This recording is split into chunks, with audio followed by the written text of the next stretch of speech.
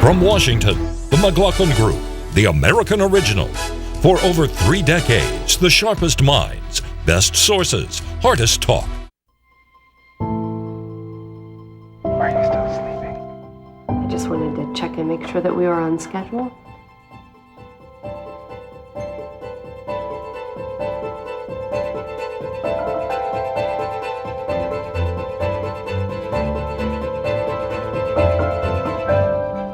The first technology of its kind Mom and Dad, I have great news. is now providing answers families need. Siemens answers. This is the AT&T Network, a living, breathing intelligence bringing people together to bring new ideas to life. Look, that's so simple. In here, the right minds from inside and outside the company come together to work on an idea, adding to it from the road, improving it in the cloud, all in real time. Good idea. It's the AT&T Network, providing new ways to work together so business works better.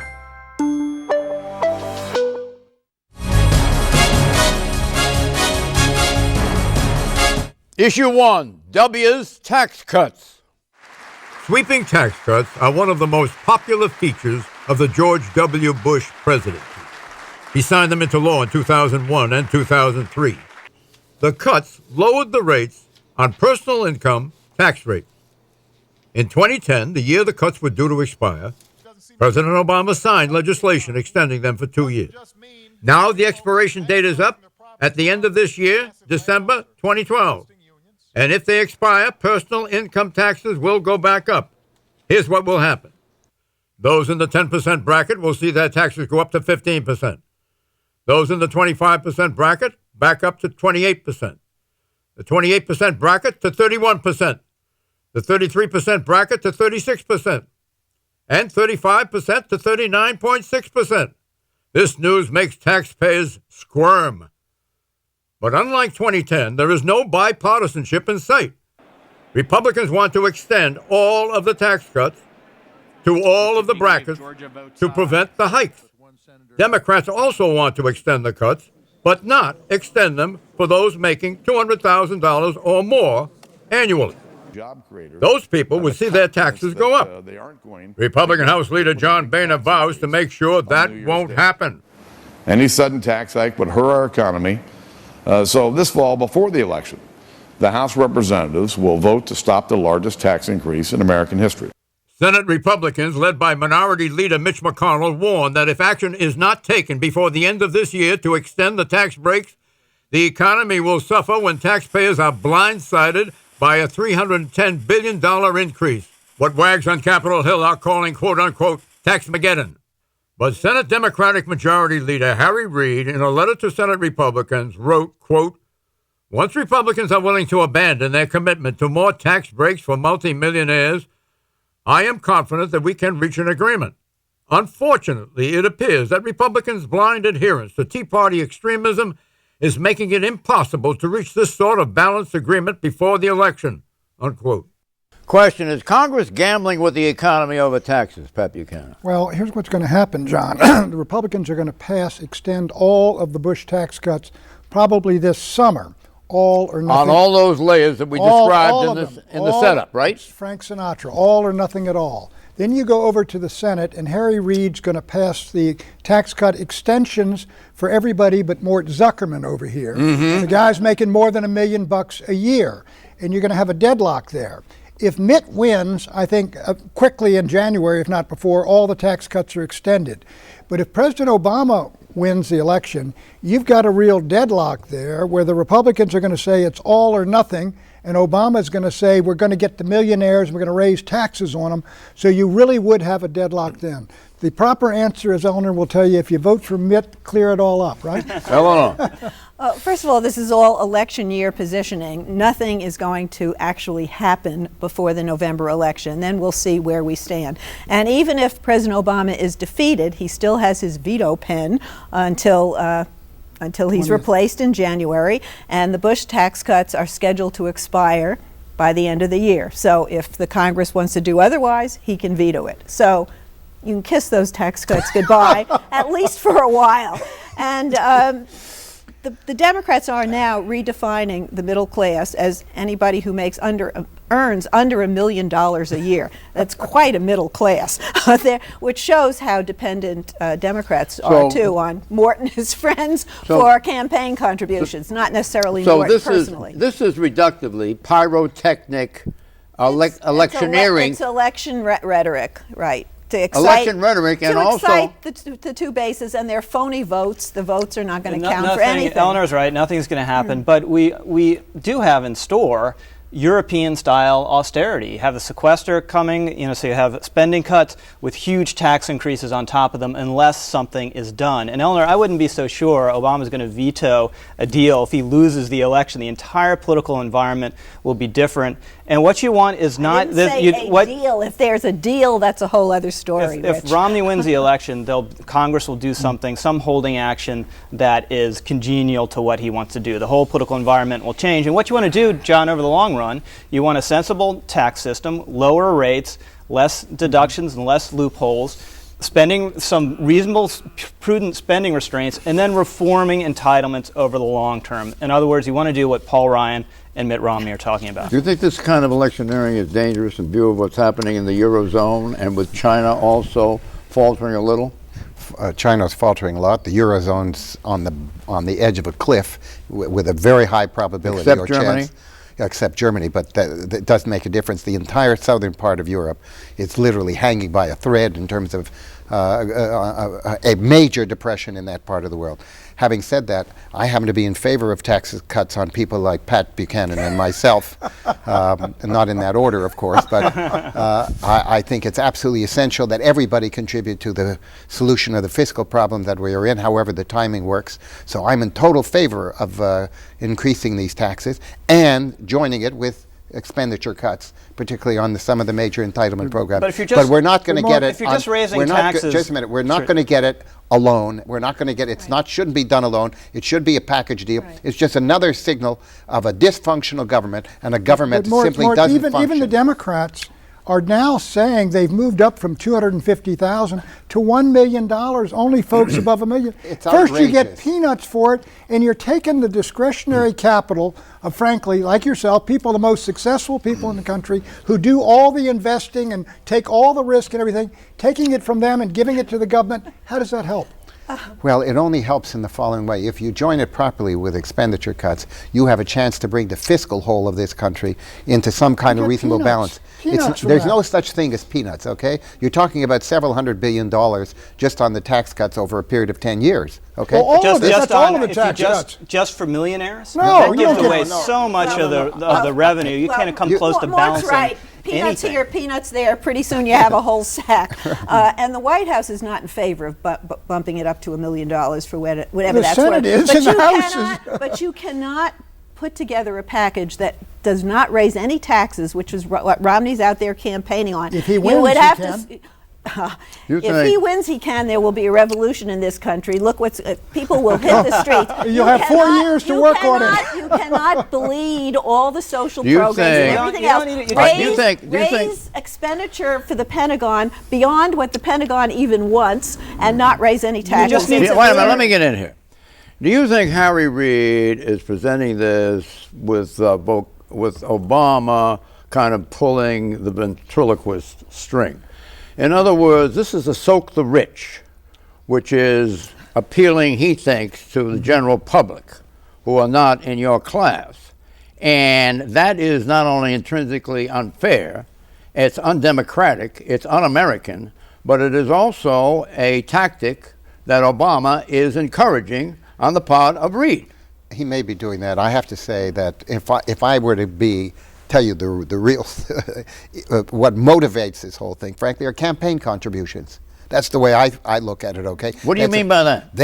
Who's going to be giving the Democrats enough money at this stage of the game to combat what this campaign is going to be looking like, which is going to be one of huge expenditures. You mean he wants to pull the sub-donations or the sub-level donations? That's why they're going from $250,000 to $1 million. That's exactly all those people making between $250,000 and $1 million are voters, and that's why Harry Reid's saying, let's give them extend their tax cuts and only get the super rich. raising the tax rates and putting them back to where they were during the boom Clinton years is hardly soaking the rich. It's not even a light rinse, for goodness It's not sake. even a question of soaking the rich. It is a question that if you're going to do anything about this, you've just got to have everybody contribute to the solution, and including the wealthy people. I've always believed Isn't that the essence of what we are as Americans? Yes, that is the essence of We're what talking we are. about competition. That's We're right. talking about success. Yes, yes, I think that's a part of it. But Exit question on a political maelstrom scale.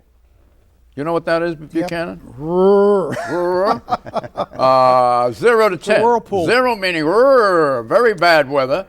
10 meaning batten down the hatches for the mother of all political storms. Rate the atmosphere for the lame duck session on taxes. 0 to 10. If Obama wins, you're going to have a clear, brutal deadlock. If Romney wins, it's going to be a piece of cake. If Romney wins, it's not going to be a piece of cake. It's going to be brutal, Just wait, whichever party wins. If Obama wins, it's an 8 on the scale. If Romney wins, it's about a 2. What do you think, Mark? I share Rich's view. I think if Obama wins, it'll be one whole difference, and it'll be much, much worse. And if Romney wins, obviously he will have a mandate, and people will follow along with him, as they should. I think it's a 10. Okay. I think if You think Obama's going to win? I've batten down the hatches, close the door, get the children inside. Big storm. Issue 2, another Kennedy tragedy. Another tragedy for the Kennedy family. The former wife of Robert F. Kennedy Jr. was found dead at his Westchester estate. Mary Richardson Kennedy was 52 years old and mother of 3 of Robert's children. Her death by hanging was reported as an apparent suicide associated with alcohol and drug abuse. Tragedy is not foreign to the Kennedy dynasty. Joseph P. Kennedy, JFK's oldest brother, died in World War II, age 29, 1944. Kathleen Agnes, JFK's sister, nicknamed Kick, died in a plane crash in France, 1948. President John F. Kennedy, the nation's 35th president, assassinated in Dallas, age 46, 1963. Robert F. Kennedy, JFK's brother, RFK, assassinated in Los Angeles, age 42, 1968. Senator Edward M. Kennedy accidentally drove into a tidal channel on Chappaquiddick Island, Massachusetts, that resulted in the drowning of his secretary, Mary Jo Kopechne, 1969. 5 years earlier, Kennedy survived a plane crash that killed the pilot and his aide. David A. Kennedy, RFK's son, died from a drug overdose, age 28, 1984. Michael L. Kennedy, RFK's son, died in a skiing accident in Aspen, Colorado, 1997. John F. Kennedy Jr. died while piloting his plane, plunging into the Atlantic Ocean near Martha's Vineyard, age 38, 1999. His wife, Carolyn Bessette Kennedy, and sister-in-law, Lauren Bessette, also died in the event. Question, what's the background to Mary Richard Kennedy's untimely death? Eleanor Cliff. Well, speaking to friends of the Kennedy family immediately after the event happened, they basically said she had struggled with depression for much of her adult life, and that she also had problems with alcohol and drugs. And so I must say, after watching that series of tragedies that you just put on the screen, I remember Senator Ted Kennedy, the late Senator Kennedy, used to say, he really resisted the notion that there was some sort of Kennedy curse. He would say, our family is blessed, and a lot of these challenges that we've had, other families experience as well. And Mary Kennedy's tragic end has prompted her best friend, Kerry Kennedy, to write about bringing more attention to the problems of clinical depression. Yeah, so the Kennedys as always try to take Yeah. tragedy and make something good come out of it. Kerry Kennedy in the New York Post last Thursday, she wrote a moving essay about clinical depression and the need for treatment and focus on clinical depression as a widespread problem in the United States, which her sister suffered from. Okay, the torch is passed. This campaign, any campaign, is going to be about the issues and about who goes out there and earns it. Meet the newest Kennedy on the political scene, 31-year-old Joseph P. Kennedy III. He's the grandson of Robert F. Kennedy and the son of former Representative Joseph P. Kennedy II. And let's not forget his great uncles, President John F. Kennedy and Senator Ted Kennedy. Joseph is running for the 4th District congressional seat in Massachusetts that is being vacated by Barney Frank. Here's the bio. Age 31. Undergraduate, Stanford University, studied industrial engineering. Harvard Law School. While at Harvard, worked with Harvard Legal Aid Bureau, providing free legal services to low-income people. Peace Corps, Dominican Republic, 2 years, 2004 to 2006. Cape and Islands, Massachusetts District Attorney Office, prosecutor, 2 years. Middlesex District Attorney's Office, Massachusetts, Assistant District Attorney, 2011 to 2012. Question, is Kennedy a shoo-in for Barney Frank's former seat? I ask you. They don't automatically hand a seat to a Kennedy. Caroline Kennedy tried to get a Senate seat in New York, and she was rebuffed. This young man is doing his homework. He's got good credentials, and the Kennedy name in a congressional district should give him a leg up. Yeah, you have to favor him. It's a Democratic district. It's a presidential year. It's going to be a big Obama turnout. But his opponent, Sean Belat, is quite an impressive young man himself. He ran first time around, very spirited run. Last time around, very spirited run to Barney Frank. I think it's closer than that. Former Marine, but he's got his work cut out for him in this district, running against this kid who looks like a caricature of a Kennedy. I don't know if you've seen some of the earlier reaction, but some people have said to Kennedy he's only running on his name. He brings nothing to it. That'll be the Belat case. What about that? I think he's got a pretty good record of public service. Right. He's very young. But I will say this, John, you got to go back to the 1960s. John F. Kennedy was an unbelievable story. He was assassinated, then Robert Kennedy, during our campaign with Nixon, was assassinated. The Kennedy myth and everything about that was enormously powerful then. It has dissipated over the years. You got to realize that folks over 50 years old, they don't remember any Kennedy ever in power. Yes. But in Massachusetts, in a congressional district, I think Rich is right. You got to say the guy's the favorite. It's a very liberal, very traditional Democratic district. The Kennedy family is still a great name in Massachusetts. He will do very, very well, and I can't see that he loses that. Well, the seat has been redistricted to some extent. It's not as securely Democratic as it was when Barney Frank held it. He's going to have to fight for it, but he looks like he knows how to do that. Groups, yeah, he's working hard. He's a very, very hard-working young guy, and I think he'll do very well. Agreed. What do we have to say about Bain Capital and what Romney is now doing in his arguments against Obama? Well, Bain Capital is now being presented by the Democrats as if this is some sort of capitalist attempt to, shall we say, rip off the business community or the businesses that they're in for their private gain. It's like advertising, okay? It's one of the things that happens in business. It's both good and bad. I think Romney did it very, very well, and it's a very real, in my judgment, addition. Obama is saying what the ads are totally dishonest. Totally dishonest. There's a reason Cory Booker denounced them. GS Steel, which is sort of the paradigmatic case they're making against Romney. They took this company over. They kept it for 8 years. They poured about $100 million in it. They made every legitimate effort to make a go of it, and it collapsed at the same time. The entire steel industry was being decimated. Romney opened the door to this. He said he's a job creator. He is a job creator. No, that is not what Bain Capital does. They have a function. They have a function in our capitalistic system, but their primary function is to make money for their shareholder. It is not to create jobs. I think we may have video for Romney. Does the Obama campaign really think that Mitt Romney as president is going to take over steel companies and close them down? It's absurd. Obama's problem is this.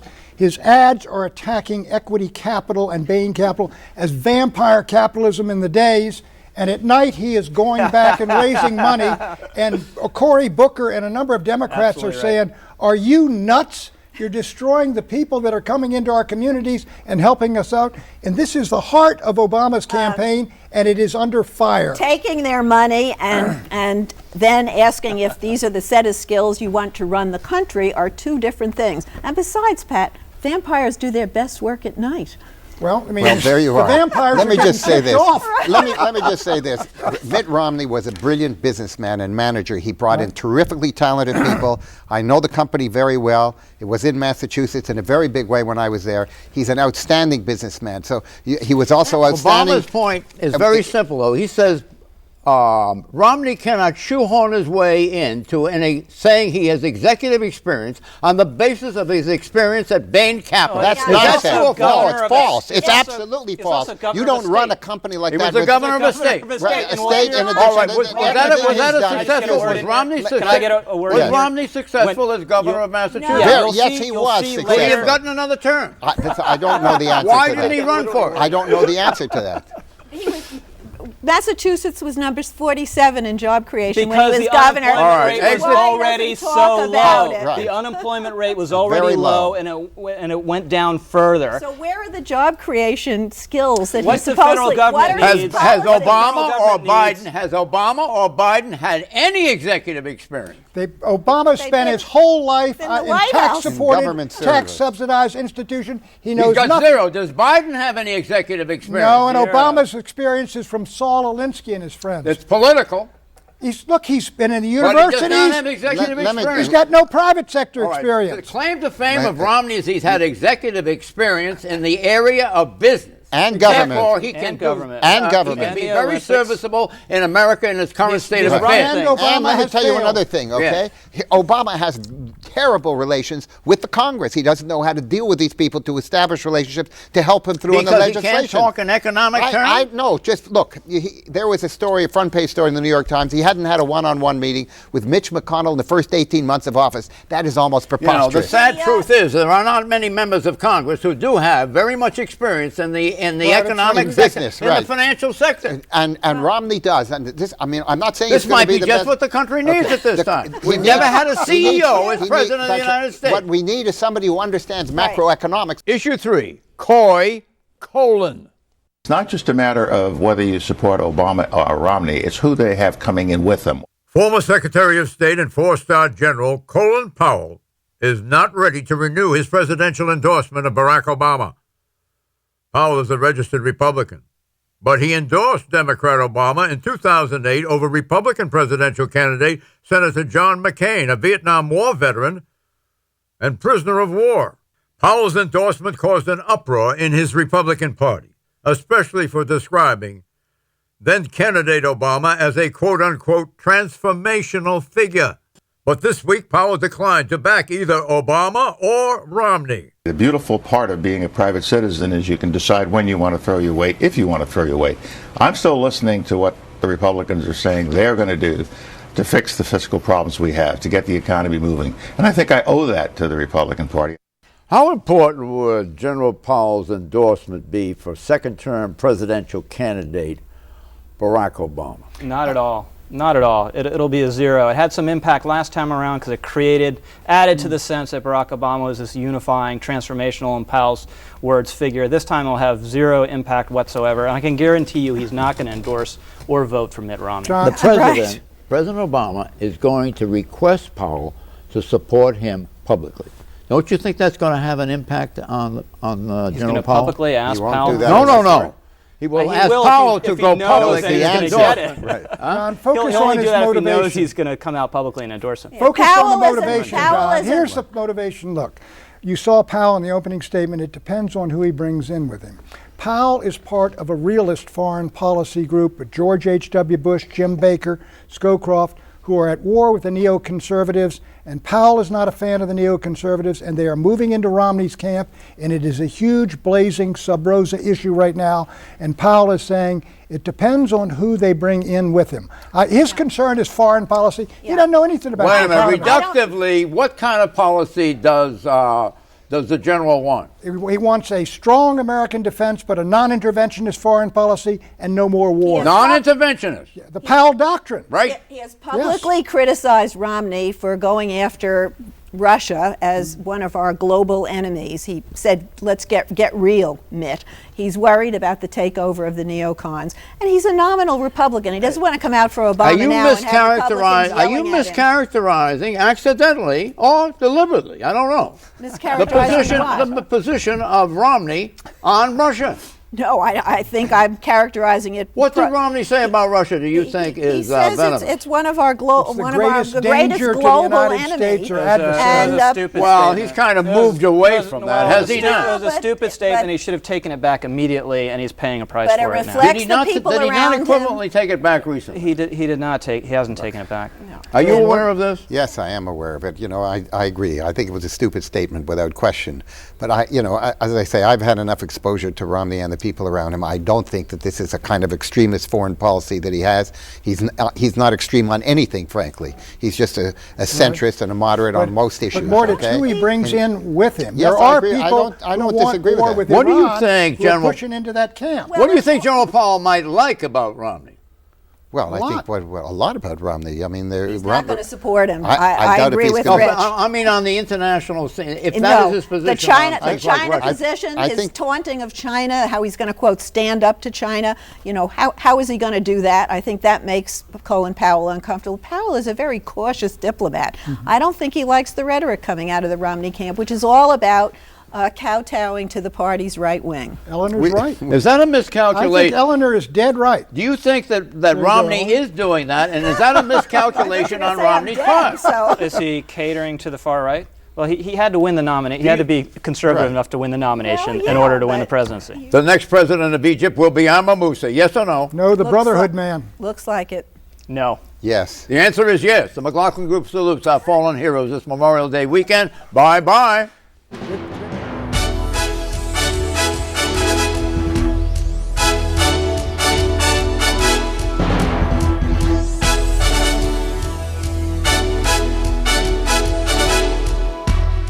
This is the AT&T Network, a living, breathing intelligence bringing people together to bring new ideas to life. Look, it's so simple.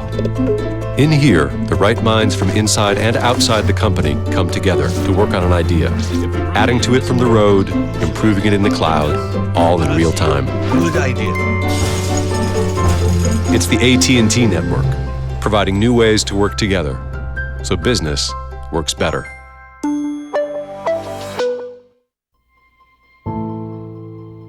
Why are you still sleeping? I just wanted to check and make sure that we were on schedule.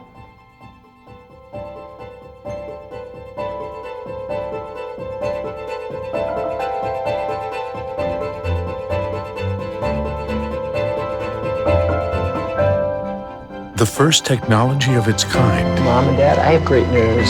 is now providing answers families need. Siemens. Answers.